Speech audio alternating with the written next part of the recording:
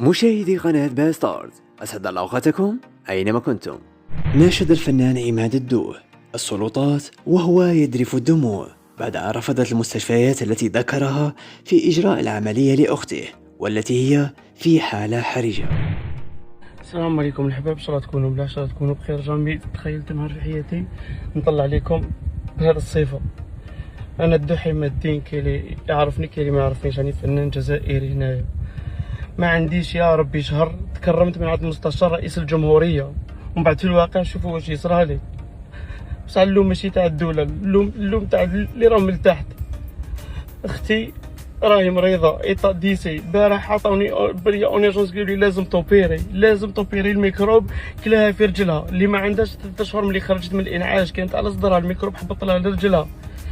نجري بها من سبيطار كاع ما قبلونيش هاكا رفدها وروح ما كاش كاع مبلعين.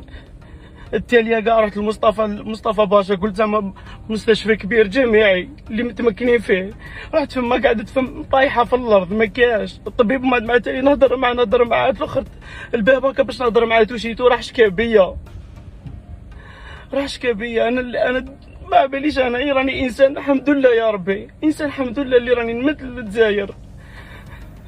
غنيت شحال من مره في مسابقات عالي المعاشي لرئيس الجمهوريه، راني نساهم.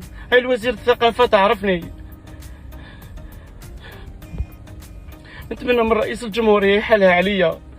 اختي راهي تموت، راهي في الدار، راهي بالحمى 40 الميكروب كلها في رجلها، سي بون حيطلع لها القلب وتموت.